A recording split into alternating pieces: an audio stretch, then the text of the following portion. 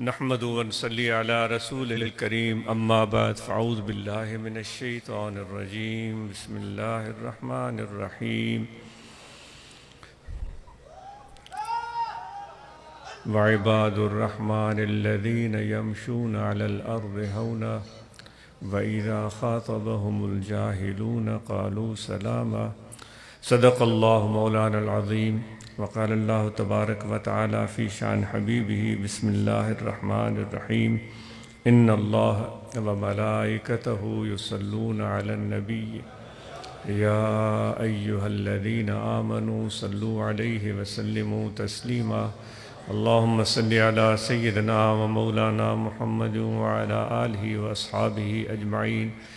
معزز سامعین، ہم اور آپ سب یہاں ایک خاص مقصد کے لیے جمع ہوئے ہیں کہ ہمارے دل اللہ تبارک و تعالیٰ کے یاد کی طرف مائل ہو جائیں، ہمارے دلوں کی غفلت دور ہو جائے، ہمارے دلوں میں اللہ تبارک و تعالیٰ کی محبت پیدا ہو جائے، اور حضور نبی کریم رؤوف رحیم صلی اللہ علیہ وآلہ وسلم جو ایک عملی زندگی ہمارے سامنے پیش کی ہے انہوں نے، اس کو ہم سمجھیں اور اس کے مطابق اپنی زندگی بسر کرنے کی کوشش کریں۔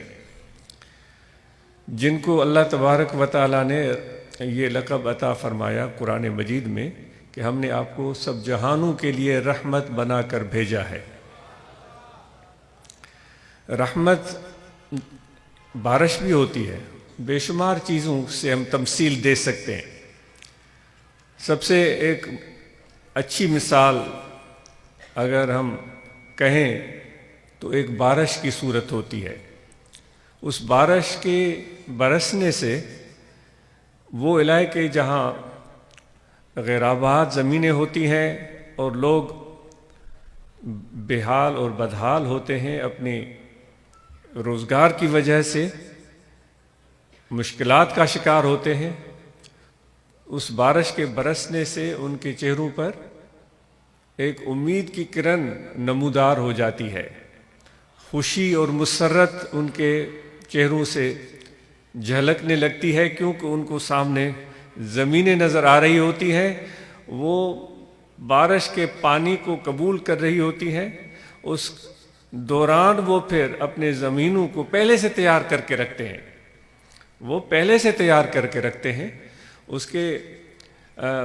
اس میں حل بھی چلا کے رکھتے ہیں، اس کے وہ سارے جو ضروریات ہوتی ہیں وہ سب کر چکے ہوتے ہیں۔ بس بارش برسے تو پھر وہ باہر نکل پڑتے ہیں اور وہ بیج ڈالنا شروع کر دیتے ہیں اور گنگناتے ہیں، خوشیاں مناتے ہیں اور اللہ تعالیٰ کا شکر بجا لاتے ہیں۔ انسان جانور بھی خوشیاں مناتے ہیں۔ کبھی آپ نے دیکھا ہے جب افریقہ کے جنگلات میں جب قحط سالی ہوتی ہے اور بالکل پانی کی کمی ہوتی ہے اور ہر جاندار پریشان ہوتا ہے، جاندار تو جاندار درخت وہ بھی سوکھ رہے ہوتے ہیں، زمین بالکل ایک سوکھے صورتحال پیش کر رہی ہوتی ہے، سوکھی صورتحال پیش کر رہی ہوتی ہے۔ جب بارش کا قطرہ گرتا ہے تو کس طرح وہ سارے درخت ان میں ایک رونق سی آ جاتی ہے، جانور بھی خوشیاں مناتے ہیں۔ ایسی مثالیں آپ ٹیلی ویژن پر یا ڈاکیومنٹریز میں بے شمار دیکھ سکتے۔ تو وہ بارش جب برستی ہے تو پھر ہر چیز کو سیراب کر دیتی ہے۔ وہ جانوروں کے لیے بھی رحمت، وہ درختوں کے لیے بھی رحمت، انسانوں کے لیے بھی رحمت، یعنی کہ کیا کچھ کہا جائے، سمندروں کے لیے بھی، دریاؤں کے لیے بھی، اونچ نیچ ہر چیز کو وہ سیراب کرتی چلی جاتی ہے۔ یہ نہیں کہ یہ بہت اونچائی پر ہے یہ زمین، یہاں بارش کا پانی نہیں پہنچے گا، وہاں بھی پہنچ جاتا ہے۔ یہ نہیں کہ یہ بالکل ڈھلان ہے، یہاں پانی تو آ ہی نہیں سکتا، وہاں بھی پانی پہنچ جاتا ہے۔ یہ پہاڑ جو سوکھے ہوئے، جن پر پتھر ہوتے ہیں اور کوئی ان میں نرمی نہیں ہوتی، وہ سخت اور کھردرے ہوتے ہیں، ان میں زندگی کا کوئی آثار نہیں پایا جاتا، لیکن بارش اس پر بھی برس جاتی ہے حالانکہ اس پتھر پر بارش کے پانی پڑنے سے کچھ فرق نہیں پڑنا ہے، وہ پتھر پتھر ہی رہے گا، لیکن اس پر بھی برستی چلی جاتی ہے۔ تو یہ ایک تمثیل ہے۔ حضور نبی کریم رؤوف رحیم صلی اللہ علیہ وآلہ وسلم جو دنیا میں تشریف لائے تو اللہ تعالیٰ نے فرمایا کہ تم سب جہانوں کے لیے رحمت ہو۔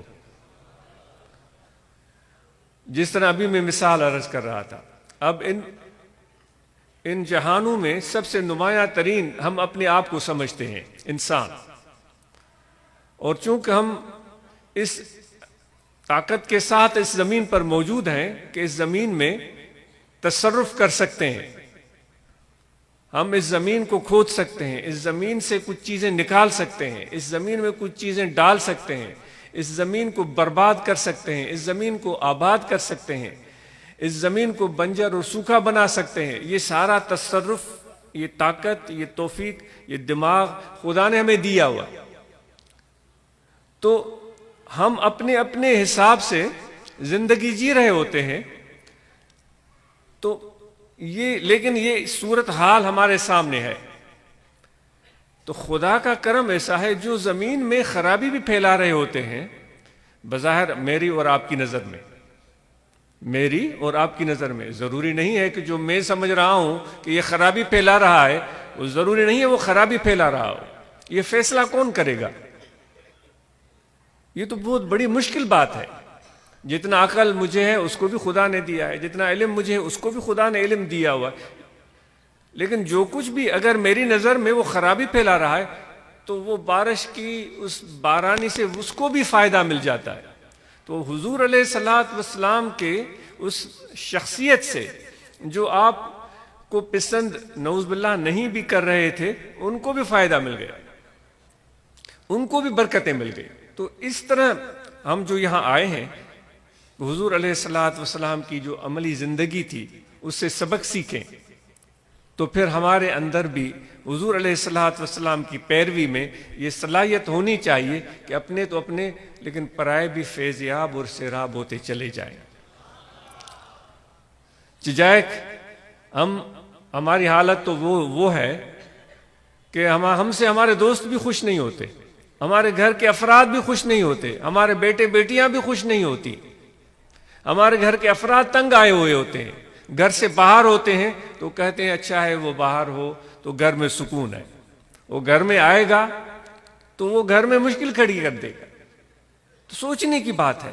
تو یہ چیز ہم سیکھنے آئے ہیں کہ جس جگہ ہم بھی جائیں تو وہ جو حضور علیہ الصلوۃ والسلام کی تمثیل اللہ تعالیٰ نے فرمائی کہ سب جہانوں کے لیے رحمت ہے، تو حضور علیہ الصلوۃ والسلام کا پیروکار، آپ کا امتی، وہ بھی جہاں جائے تو وہ رحمت لے کر جائے حضور علیہ الصلوۃ والسلام کی۔ اس طرح تو نہ ہو کہ وہ جو اپنے پرائے تو ناراض ہیں لیکن اپنوں کو بھی مایوس اور ناکام اور نامراد بناتے چلے جائیں، تو پھر ہم کیسے حضور علیہ الصلوۃ والسلام کے امتی ہیں؟ تو یہ چیز ہم یہاں سیکھنے کے لیے جمع ہوئے ہیں، اور یہ پوری یہ زندگی کا ایک سبق ہے جو سیکھتے چلے جائیں گے، سیکھتے چلے جائیں گے۔ حضور علیہ الصلوۃ والسلام نے فرمایا خیرکم من ینفع الناس، آپ میں سے سب سے، آپ جتنے بھی لوگ ہیں اپنے امتیوں کو فرمایا آپ میں سے سب سے اچھا وہ ہے جو لوگوں کو نفع پہنچائے۔ اور نفع پہنچانے کے لیے کوئی کروڑوں اور اربوں کی ضرورت نہیں ہوتی۔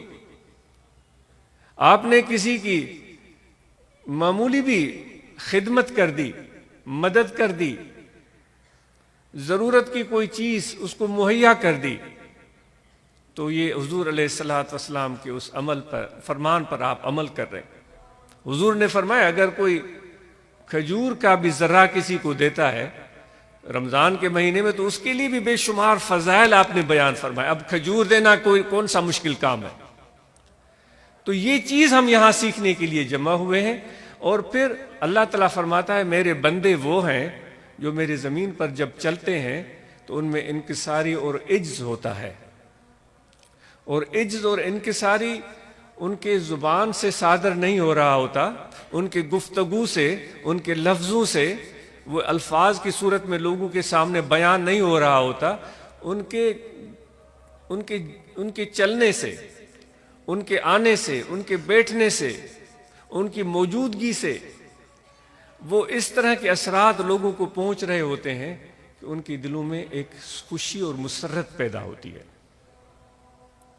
کیونکہ وہ شخص انسانوں کو اللہ تعالیٰ کا بندہ سمجھ رہا ہے، اپنے آپ کو بھی اللہ تعالیٰ کا بندہ سمجھ رہا ہے۔ وہ شخص انسانوں کو حضور علیہ الصلوۃ والسلام کی امتی ہونے کی نسبت سے دیکھ رہا ہے اور اپنے آپ کو اس نسبت سے دیکھ رہا ہے، اور وہ ان کو اپنے جیسا سمجھ رہا ہے۔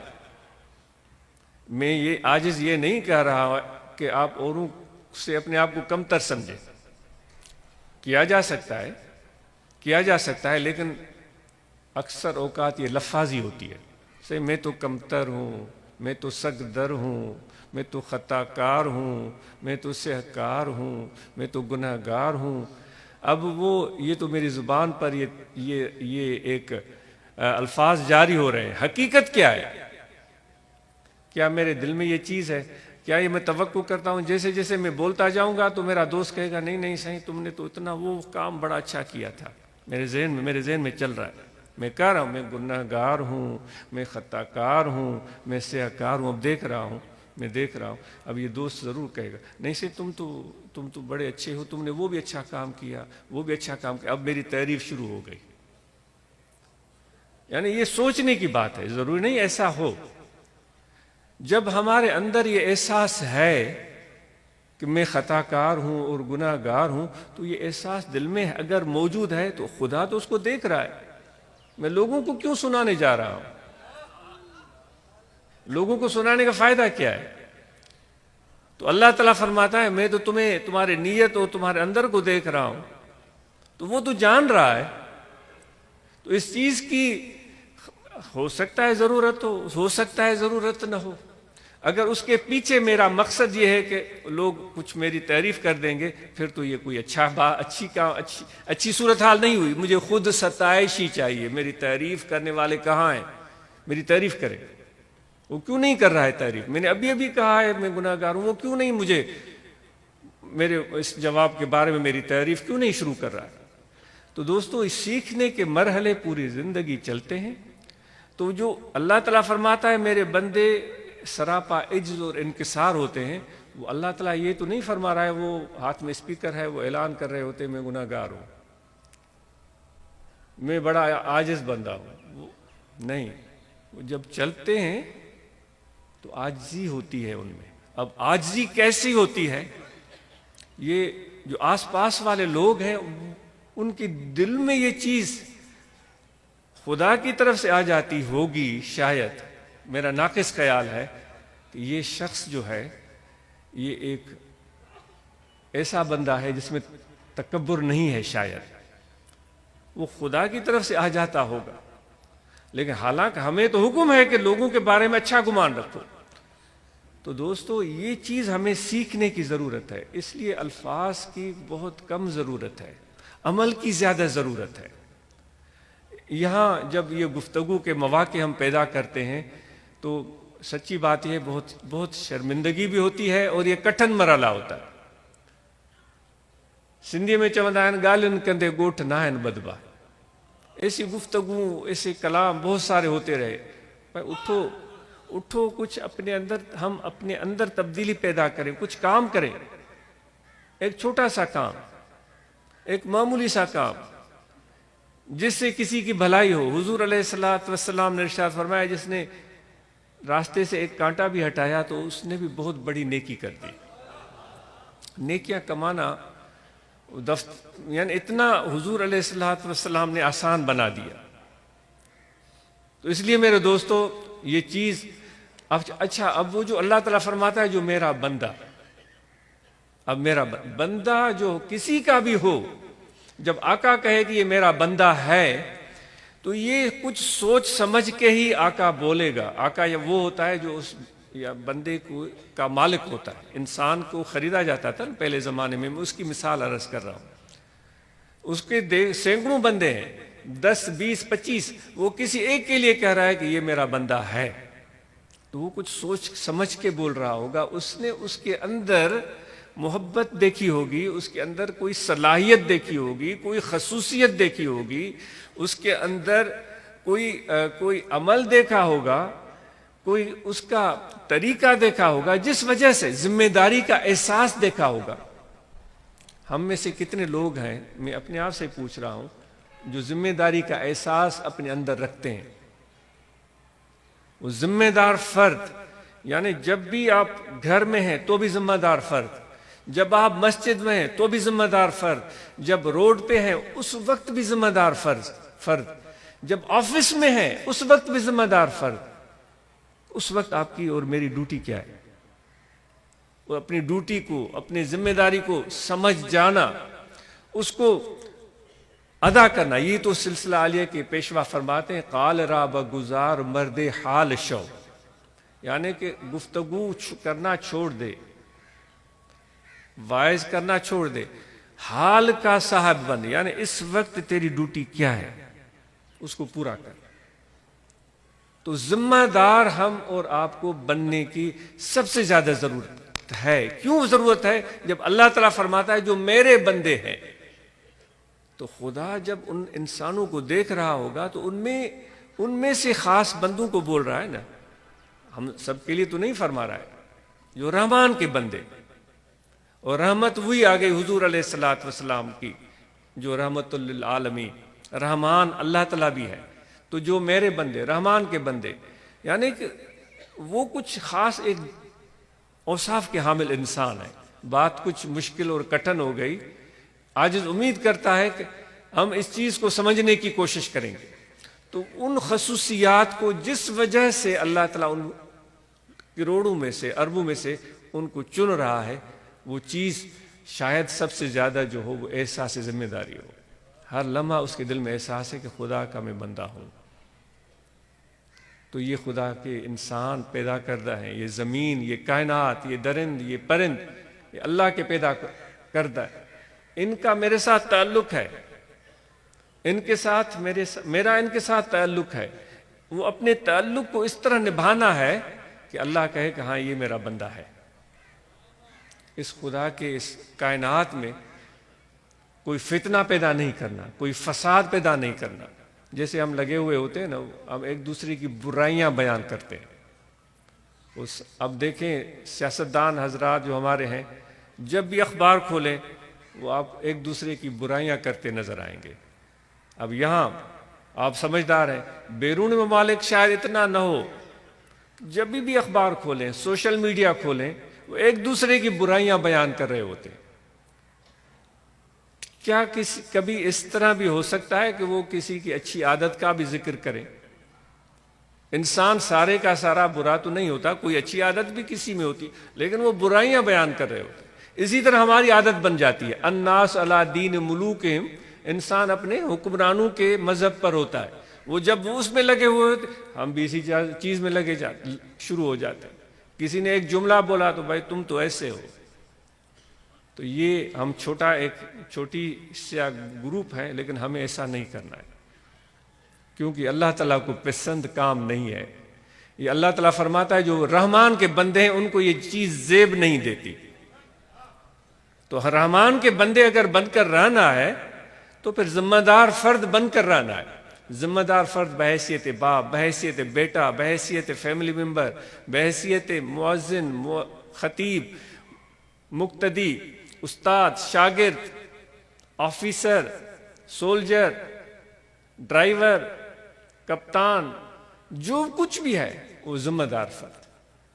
تو دیکھیں پھر خدا آپ کے عزت کو کیسے بلند کرتا ہے۔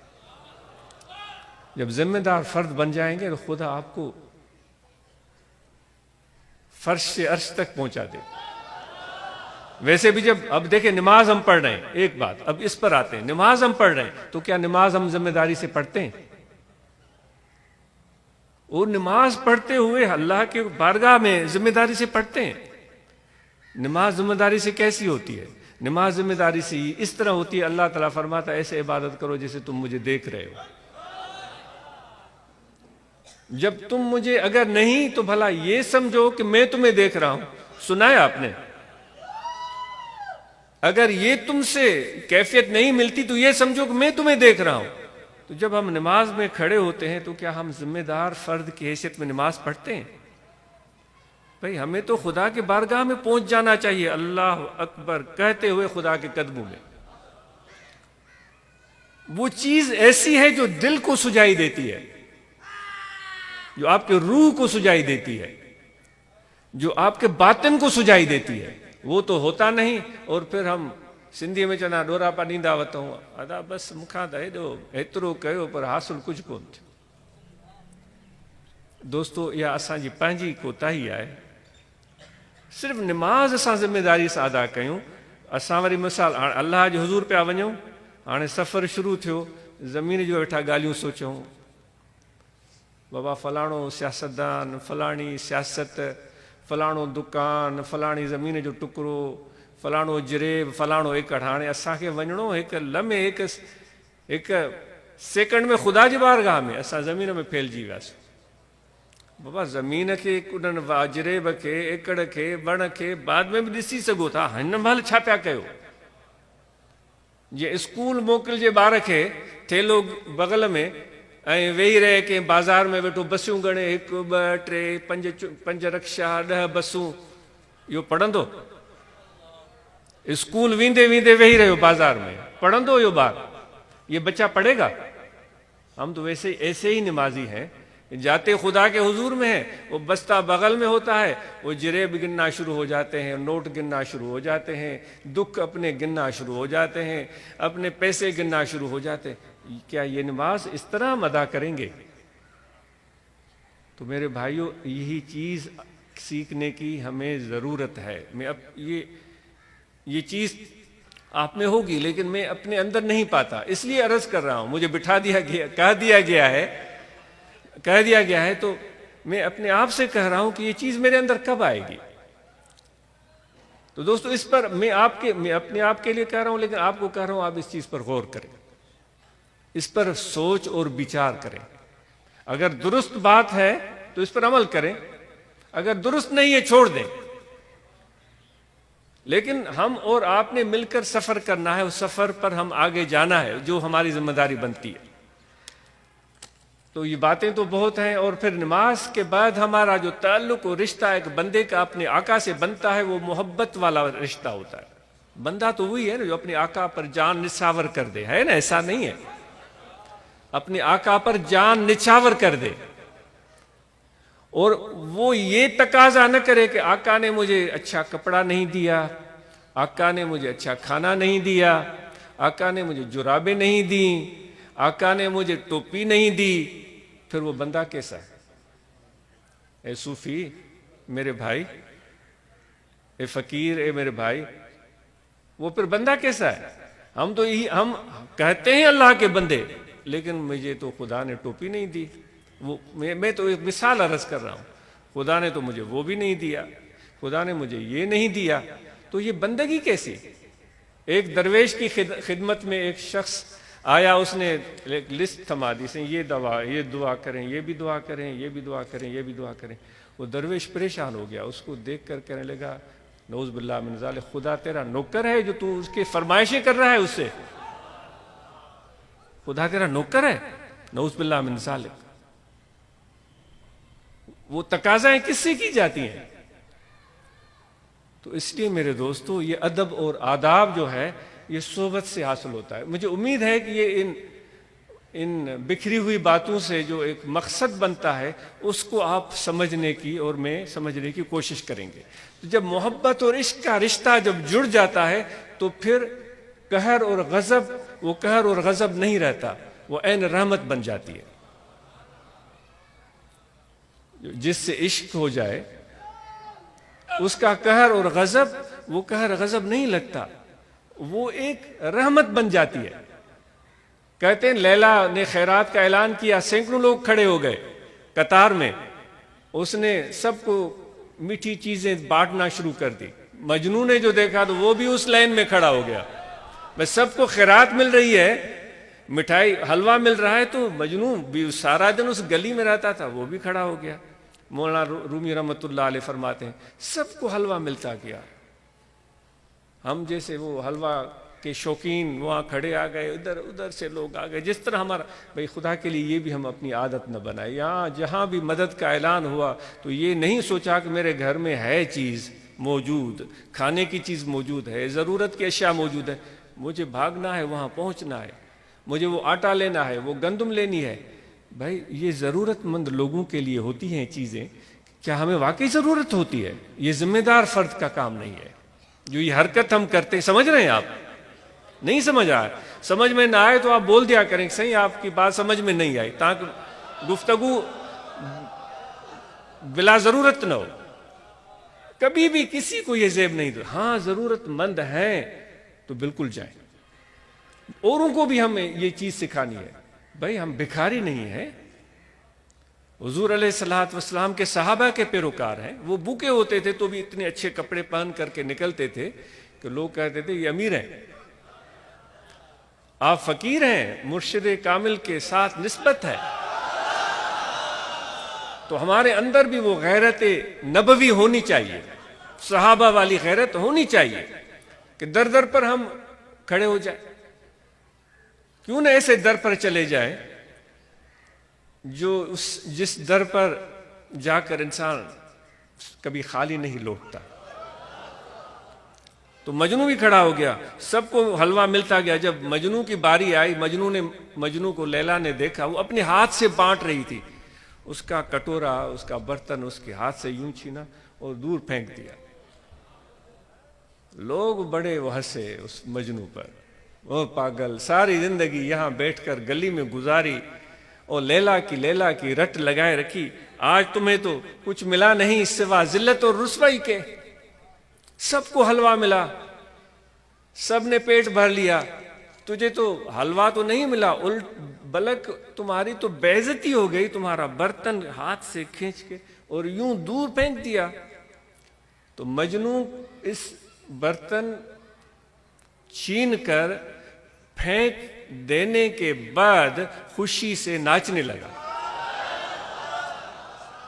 حلوہ ملنے والے اتنے خوش نہیں تھے، مجنو اس برتن چھیننے کی بعد، اس برتن کو پھینکنے کے بعد جتنا خوش تھا، حلوہ کھانے والے اتنے خوش نہیں تھے۔ وہ ناچ رہا ہے اور وہ خوشی سے رقص کر رہا ہے۔ لوگوں نے کہا بھائی خوشی کس چیز کی، کچھ نہیں ملا۔ اس نے کہا بے وقوف ہو، یہ غضب نہیں ہے، یہ ناز ہے۔ یہ ناز ہر بلحوث کے حصے میں نہیں آتا، یہ خوش قسمت لوگوں کے حصے میں آتا ہے۔ جب ہم اور آپ کا تعلق خدا سے بندگی والا ہے تو خدا کے ناز اٹھانے کی ہمت ہے۔ تو آج ہم اطہر کو بھی یاد کر رہے ہیں، تو ان کی زندگی کے لیے بھی ہم دعا گو رہے، اور آج بھی ان کو دعا کر رہے ہیں کہ اللہ تعالیٰ ان کی مغفرت کرے۔ اور باتیں تو اور بہت ہیں، صفائی مہم کی دوستوں نے بات کی، آج اس کو امید ہے کہ صفائی مہم کو ہم سب دوست مؤثر طریقے سے چلائیں گے، اور ضروری ہے کہ ہم اس کے لیے کوئی ایسا موقع منتخب کریں جب صفائی بہتر طریقے سے ہو جائے۔ یعنی عموماً کبھی بارشیں ہو رہی ہوتی ہیں، کبھی موسمی صورتحال دگرگوں ہوتے ہیں، تو اس کے لیے ہم کوئی ایسا وقت مقرر کر سکیں، تو اس پر دوست سوچیں، پھر اس بارے میں اپنی رائے سے واقف کریں اور دوستوں کو اطلاع دیں، تاکہ اس موقع پر ہم سب ایک یہ پریکٹس کر گزریں۔ اور آج جب ہم یہاں سے جائیں گے تو حضور علیہ الصلوۃ والسلام کی پیروی میں اپنے گھروں میں ضرور صفائی کا دھیان کریں گے، کیونکہ آپ نے فرمایا کہ صفائی ایمان کا آدھا حصہ ہے۔ اور پھر اللہ تعالیٰ فرماتا ہے ان اللہ یحب المتطہرین، جو سب سے زیادہ صفائی کا خیال رکھتے ہیں اللہ کے وہ محبوب ہیں، ان سے پیار کرتا ہے۔ اپنے گھروں کو، اپنی گلیوں کو، اپنے گاؤں کو صاف رکھنے کی کوشش کریں گے۔ جو بکھری ہوئی متفرق الفاظوں میں جو بات عرض کرنے کی کوشش کی، آج اس امید کرتا ہے آپ ان چیزوں کو ان پر غور کریں گے۔ آخر میں یہ توجہ دل میں رکھیں، کھڑے بیٹھے لیٹے سوئے جاگے وضو ہو یا نہ ہو، توجہ رہے ایک دل ذکر کر رہا ہے اللہ اللہ اللہ اللہ اللہ اللہ۔ یہ خفی ذکر ہے، سب احباب کو، سب خواتین کو، سب مرد حضرات کو اس ذکر کی اجازت ہے۔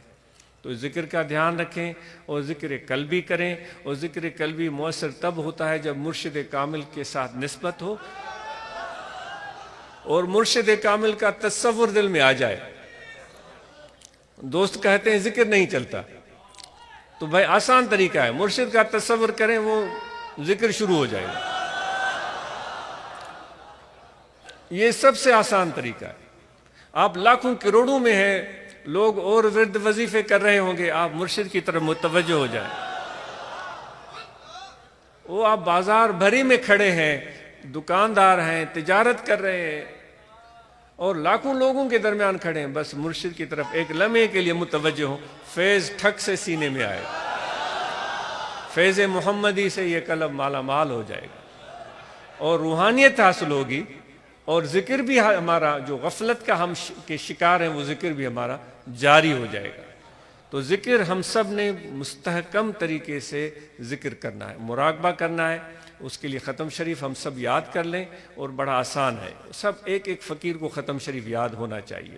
شجر عالیہ سب احباب ہم مل کر یاد کریں اور اس کو پابندی سے پڑھیں۔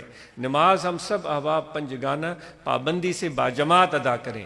رمضان شریف آنے والا ہے، رمضان شریف کے مہینے میں روزے ہم پر واجب ہیں، وہ ہم سب روزے رکھیں، سوا ان لوگوں کے، ان دوستوں کے جن کو شرعی عذر ہے اور شریعت نے ان کو اجازت دی ہے، کیونکہ دین ہے ہی آسانی کا نام۔ تو خامخواہ ایسے لوگوں کے لیے ہم بھی مصیبت کھڑی کر دیتے ہیں، بھائی تو نے کیوں نہیں روزہ رکھا؟ بھائی اس کے لیے دین میں گنجائش ہے، اس کو کوئی تکلیف ہوگی، ڈاکٹر نے کہا ہوگا، تو اس عذر کی وجہ سے اس نے روزہ نہیں رکھا ہوگا۔ تو ایسے لوگوں کے لیے بھی پریشانی کا ہم باعث نہ بنیں، اور باقی جو صحت مند ہیں وہ روزہ رکھیں، ان پر واجب ہے۔ زکوٰۃ ہے تو وہ صاحب نصاب پر سال میں ایک مرتبہ واجب ہے، وہ ضرورت مند لوگوں تک وہ زکوٰۃ پہنچائیں۔ حج ہے تو دولت مند لوگوں پر، امیر لوگوں پر، صاحب ثروت حیثیت لوگوں پر فرض ہے زندگی میں ایک بار۔ باقی مرشد دا دیدار و با لک کرونا حجا،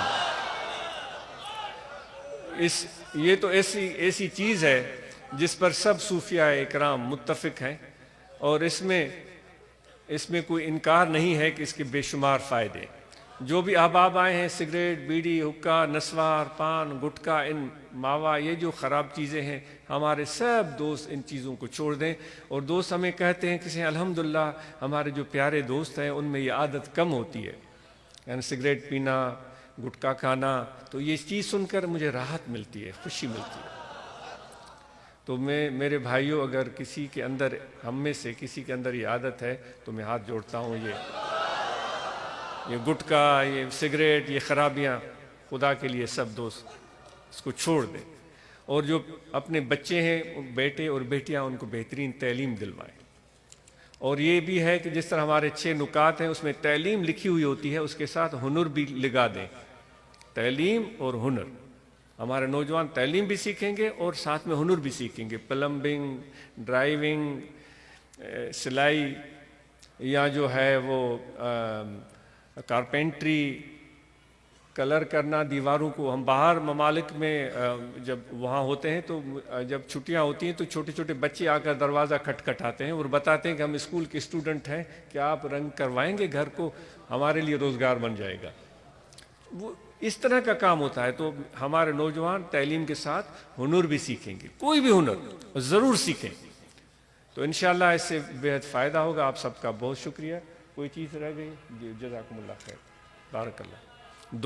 دعائیں پڑھائی جاتی ہیں، جو پڑھنا چاہیں۔ بسم اللہ الرحمن الرحیم، آمنت باللہ وملائکتہ وکتبہ ورسلہ والیوم الآخر والقدر خیرہ وشرہ من اللہ تعالی والبعث بعد الموت، اشہد ان لا الہ الا اللہ وحدہ لا شریک لہ واشہد ان محمدا عبدہ ورسولہ، استغفر اللہ تعالی ربی من کل ذنب واتوب الیہ۔ دعا جامع ہم سب کے لیے، جو بھی آئے ہیں آبا، مرد خواتین، سب کے لیے۔ اللہم صلی علی سیدنا مولانا، اللہم ربنا آتنا فی الدنیا حسنۃ وفی الآخرۃ، صلی اللہ تعالی علی خیر خلقہ ونور عرشہ سیدنا مولانا محمد وعلی آلہ وصحبہ اجمعین۔ آپ سب کا بہت شکریہ۔